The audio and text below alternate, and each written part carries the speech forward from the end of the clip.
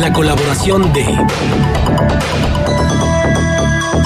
de Patricio de la Fuente González Carc. Patricio, bienvenido, buenos días. Muchas gracias, Diana, Marcela, y al público. Me da muchísimo gusto, como siempre, y les agradezco. No me quiero meter al tema, pero las estaba yo escuchando hablar de todos los, ahora sí que radioescuchas, lo que han expresado, y dar una recomendación que es bien importante. A veces asistimos a campañas, ahorita estamos en 3 procesos, y estamos acostumbrados a que los políticos dicten la agenda nacional, y se habla en las campañas, ahora sí que en casos pues ya muy contados de propuestas, porque hoy reinan las descalificaciones, pero la verdad es que nosotros tenemos el poder para colocar los temas en la agenda. El problema es que siempre hemos pretendido, pues el candidato tiene que darnos como los temas o la hoja de ruta. Yo creo que sí, la megadeuda es un tema muy importante, y aunque escuchaba yo de pretensiones que me son muy muy claras, Diana, Marcela, de que esto se olvide o hablar de otras cosas, es nuestra labor con este y otros miles de temas de presionar para que entre en la agenda, así como si nos puede interesar cualquier iniciativa ciudadana, impulsarla. Creo que nosotros tenemos que marcar la agenda de los candidatos, sí, y hacer que los temas incluyan, y presionar desde donde sea para hacerlo. Ya creo que ha pasado el tiempo, sería mi respetuosa recomendación de que ellos decidan qué es importante para nosotros. Yo creo que tiene que venir de nosotros también. Sí, creo que parte de lo que hemos reiterado en el espacio es poner sobre la mesa además los temas que son de su competencia. O sea, hemos visto pasar en los pocos días que lleva ya la campaña ya a un buen número de candidatos a la diputación hablando de drenaje, a la gubernatura hablando de temas legislativos, y entonces creo que finalmente abona a la confusión también sobre qué puede realmente esperar el ciudadano de cada uno de ellos, ¿no crees? Sí, por supuesto. Es complicado, hay que tratar de entender además cuáles son las competencias que puede abarcar, que puede llegar a ser un diputado, que puede llegar, o sea, son distintos niveles de gobierno y distintas las facultades, pero sí presionar. El gobierno empieza desde lo local, ¿no? Entonces presionar de ahí para arriba. Pero pues yo quería pues nada más opinar esto y hablar, si les parece, me parece muy interesante estas declaraciones que ha hecho el secretario de Seguridad de Estados Unidos, John Kelly, respecto a México. Recordar ahí, estuvo en una comparecencia en el Senado. Me parece que lo que dijo, mira, ya lo veíamos venir en cuanto al muro. Yo creo que Donald Trump y su administración se están dando cuenta que una cosa son las promesas de campaña que lo hicieron ganar, la capacidad que tuvo, porque fue muy exitoso ese ejercicio, de hablarle a un estadounidense medio que está profundamente enojado, y hablarle, fue el candidato antisistémico, finalmente, lo sabemos, ganó, pero es muy difícil a veces implementar las propuestas de campaña.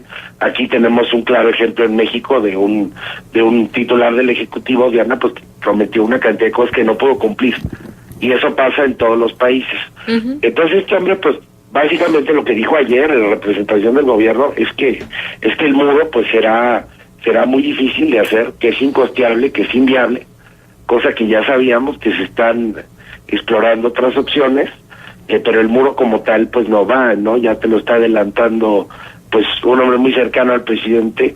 Y también otra declaración que ahí pues merece un análisis, es lo que dijo respecto a la posibilidad de que Andrés Manuel López Obrador pudiese convertirse en, pues ganar la presidencia de la República. Muchos chistes en esa declaración, porque él se refirió a un sentimiento antimexicano, antigringo, anti-norteamericano que hay en México, pues claramente generado por todas las políticas del actual presidente. Eso no surgió de la nada. Pero sí me llamó la atención y me gustaría reflexionar con ustedes, que es la primera vez en mucho tiempo que yo recuerdo muchos momentos de tensión con los embajadores de Estados Unidos. Ahorita me quisiera platicar de algunos, pero ahora sí que una injerencia de ese tamaño, pues sí es delicado. Generalmente estas cosas, hay canales diplomáticos para donde se advierte, donde se platica y donde sí se ponen sobre la mesa los temores, las dudas de cualquier país, pero esto fue algo pues que trascendió, y es interesante en cuanto a este problema que tenemos. En México tenemos un sistema o un sentimiento pues que saltamos ante cualquier injerencia a la libre autodeterminación de los pueblos. Ha sido importante, pero pues esta es una declaración que lleva a fondo y que no sé si será el sello de la actual administración, pero pues no me parece adecuado el foro, porque además el hombre lo hizo en un lugar donde sabía que iba a trascender esta declaración. Sí, bueno, además que va a trascender y que tendríamos que esperar a ver cuáles son los efectos también de este lado, porque finalmente no es un asunto unilateral, ¿no?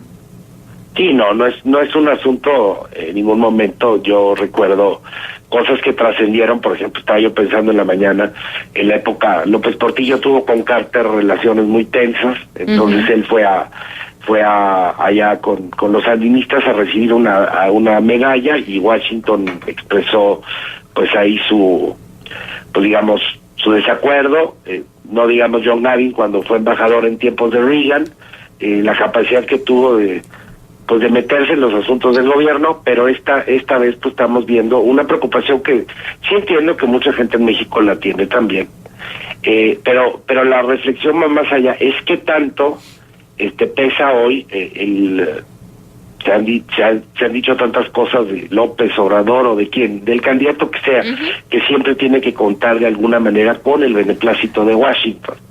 Entonces, esto nos dio una reflexión más allá de, ¿no? Yo sé que hay gente en México que no le gusta la idea de López Obrador, hay mucha gente que sí, pero finalmente esto nos deja esa pregunta: ¿qué tanto Washington pesa o debe de pesar la opinión de Washington en cuanto a la determinación, la libre autodeterminación de México de elegir al siguiente presidente o presidenta del país? Y si se da este escenario en que ganara López Obrador, por poner un caso, ¿cómo sería ahí esta relación? ¿No? Pero es interesante esta declaración que hizo Kelly. Patricio, buenos días, qué gusto Hola, saludarte. Igualmente, gracias. Déjame preguntarte algo.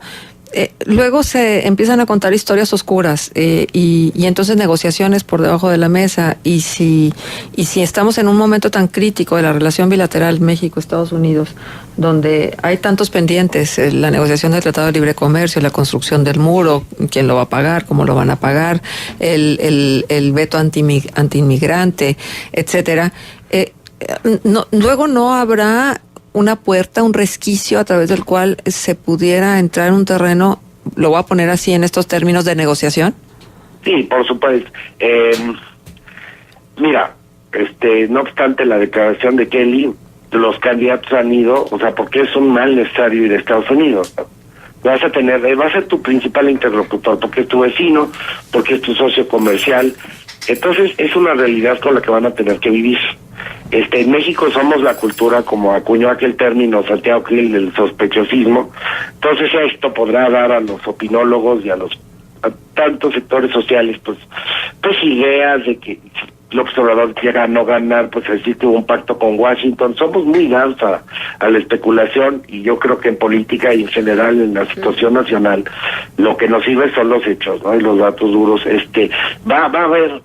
Va a tener que haber una interlocución. Si algún miembro del gabinete de Trump expresó disparate o esta preocupación, también hay otros canales donde se pueden zanjar estas cosas, ¿no? Yo me imagino que ante una cosa así, el propio equipo del López Obrador o de él, así hubiera sido cualquiera de ellos, pues se manda una delegación, se manda a alguien a Washington, un interlocutor válido con ahora sí que con la contraparte, pues para tratar de disipar estos miedos, porque finalmente sí tienes que llegar a presentar cartas credenciales. Es un mundo donde estamos volviendo a la configuración. Me recuerda mucho la Guerra Fría hoy, ante lo que estoy viendo en Siria un poco, donde habrá países predominantes en la escena mundial, y Estados Unidos lo seguirá haciendo. Entonces sí, o sea, si es un mal necesario, sí tienes que ir, sí tienes que presentarte y decir, aquí estoy, y dejarte ver. Entonces Washington es básico. Entonces ahora que el visto bueno de Washington cambie el resultado de una elección o no, yo no iría tan allá, ¿no? En ese sentido hay un miedo histórico. Las grandes dictaduras en Latinoamérica, pues Estados Unidos las intentó derribar en un tiempo. Estados Unidos también empoderó a muchos países, motivó cambios, revoluciones, hizo cosas, los sistemas de inteligencia hicieron muchas cosas que se les revirtieron. No creo merezca la pena entrar en detalles, pero ahí están estas cosas. Entonces, sí hay un miedo latente en Estados Unidos porque ven los casos Venezuela, ven muchas cosas, pero no necesariamente tiene que ser así. El contexto en México es muy difícil. Patricio, y hay otro tema que me preocupa mucho. O sea, dejaremos de ser como el juguete como el que tienen los gatos que le van pegando a una bolita para que la bolita se mueva. Dejará de ser eso México para Estados Unidos por la relevancia de lo que está aconteciendo ahora en Siria y la orden de bombardear Siria con 59 misiles Tomahawk. ¿Dejaremos por un tiempo de ser la prioridad de Donald Trump? Estoy seguro de ello. Es un ejemplo que fue con Bush y Fox, esa ida al rancho de Bush. Tendremos una relación muy cercana. ¿Qué pasa? Pasa el 9/11. Claro. Aquí pasó Siria, pero nada más es un bombardeo, porque ya murieron soldados rusos. Estamos hablando de un juego geopolítico muy interesante, donde Rusia, así como Estados Unidos y la administración Trump más se quieren recuperar, ahora sí que las glorias perdidas. Rusia y el perfil de Putin es exactamente lo mismo. China, ¿qué papel va a jugar ahí?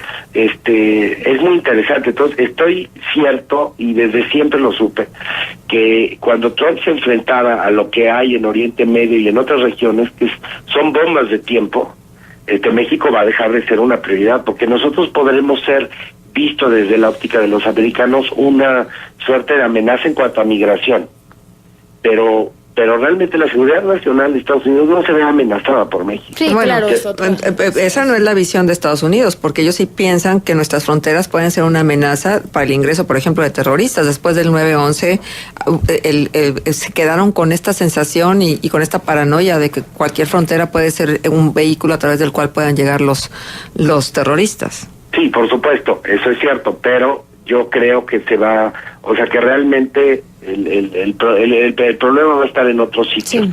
Trump, si se fijan, pues Trump ha moderado sensiblemente su discurso hacia México. Antes estábamos viendo una guerra cibernética del presidente de Estados Unidos contra México todo el tiempo. Creo que habrán otras prioridades hoy, y pese a que la seguridad en la frontera seguirá siendo muy importante para ellos, pero vamos, lo del muro, ya lo dijo el propio secretario, es inviable, es incosteable, no tienen realmente idea. Hay 40 versiones de lo que se puede hacer, pero no hay una consistencia en la política antimigratoria en general. O sea, pongo un ban para que 7 países no vuelen gentes, luego lo quitan, es un relajo, un poco no como la necesidad de legitimación, ¿no? De su discurso en campaña y su llegada a la presidencia. Sí, por supuesto, nada más que es muy difícil legitimar ciertas acciones que claramente son incosteables e inviables. Desde la campaña lo vimos. Bueno. Y nos preocupó mucho, pero yo creo que ahorita la prioridad del gobierno de Estados Unidos será otra, y es Siria y su relación con Rusia. Pues en función de la legitimación que luego los presidentes buscan, pues hay que recordar lo que nosotros vivimos en México cuando Felipe Calderón le declaró la guerra al narco, ¿no? Esta necesidad también de legitimarse después de una contienda electoral sumamente cerrada, precisamente con Andrés Manuel López Obrador. En fin, hay muchos temas. Sí, Patricio, les daremos seguimiento a todos. Muchísimas gracias. Déjanos un punto de contacto, por favor. @PatoLocuasto con Q. Excelente fin de semana, y para quien pueda, pues buena Semana Santa. Igualmente, Patricio. Gracias. Patricio de la Fuente González Carga.